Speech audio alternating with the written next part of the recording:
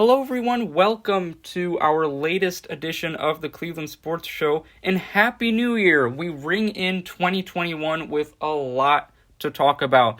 The Cavs are finally back. We have some regular season games to discuss. Logan Purcell, Nordonia freshman, will join me in our second portion of the show. And if you're biting your fingers about the Browns right now, don't worry, because I am with you. I am there too, doing the same thing, because there are some nervous tensions for the Browns heading into the final week of this season. We also have some soccer to talk about, and we have an very interesting sports fact of the day with you to kick off 2021. Ladies and gentlemen, Happy New Year, and let's get started with our 91st episode of the Cleveland Sports Show.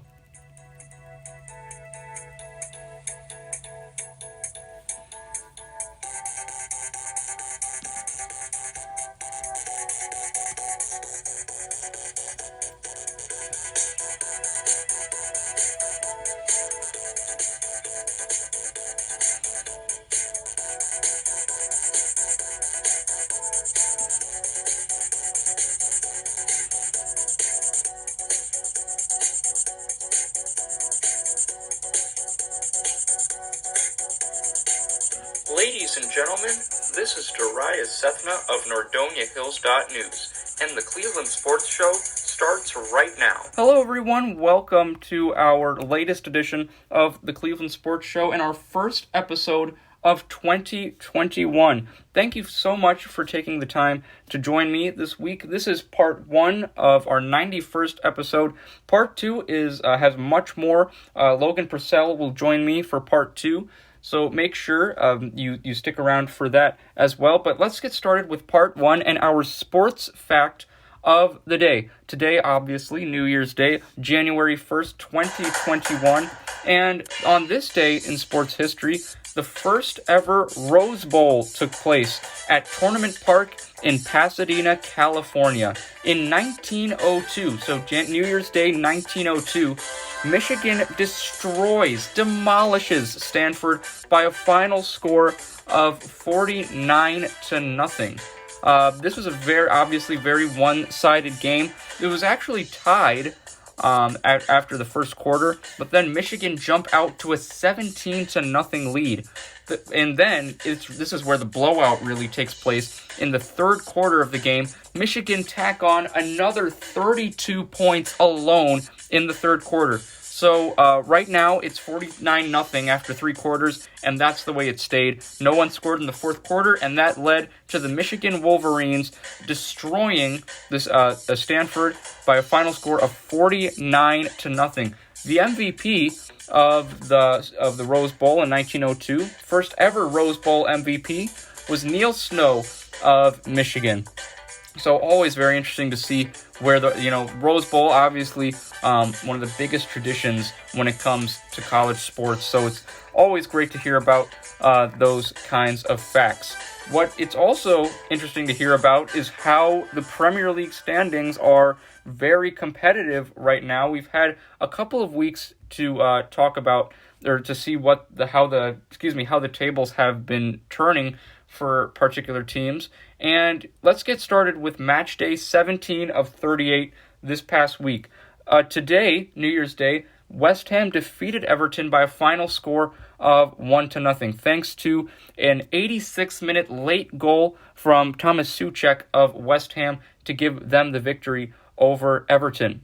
Additionally, we are live in the 50th minute right now, and Manchester United is up against Aston Villa. The score of that game right now is 1-0, and a 40th minute goal from Anthony Martial has given Manchester United a 1-0 lead. Additional games in the Premier League for this week they begin tomorrow. Tottenham will be taking on Leeds United at 7:30 in the morning. Crystal Palace will be going up against Sheffield United. Brighton will be going up against the Wolves at 12:30 tomorrow p.m. Eastern Time. West Brom going up against Arsenal. Burnley facing off against Fulham. Newcastle taking on Leicester City. Chelsea facing off against Manchester City. And Southampton going up against Liverpool will round out that this week's slate of games in the in the Premier League for you. Let's get to our standings now, where, as I mentioned, it's very competitive right now. The top two teams in the league are tied in terms of points. Liverpool is in first place due to goal differential. They have 9 wins, 6 draws, and 1 loss for a total of 33 points. In second place, as I mentioned, also with 33 points, comes Manchester United. As I mentioned, they're up 1-0 in their game, so if they can hold on to this lead, they'll take the top spot for now in the Premier League. Manchester United with 10 wins, 3 draws, and 3 losses. They're the first team in the Premier League to hit double-digit numbers in terms of their winning record. They're the first team to reach 10 wins in the Premier League. 33 points for Manchester United. Leicester City comes in at third place, and they have 9 wins, 2 draws, 5 losses for 29 points. And guess what? Their fourth place opponent is tied with 29 points as well.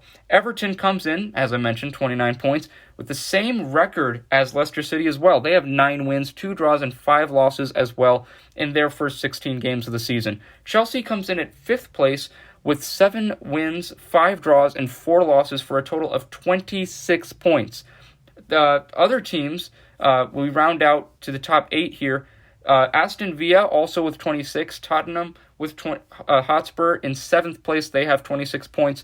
Manchester City comes in at 8th place with 26 points. Southampton comes in at 9th place, 26 as well. And then the final team with 26 points comes in at 10th place. That's West Ham. I mean, if you talk about competitive soccer, ladies and gentlemen, it does not get more competitive than this. I mean, teams are practically clawing and scratching their way. They're going to be clawing and scratching their way to get to first place when the playoffs roll around later this year in the Premier League. It is going to be some awesome soccer that we will be watching in these next coming months, ladies and gentlemen.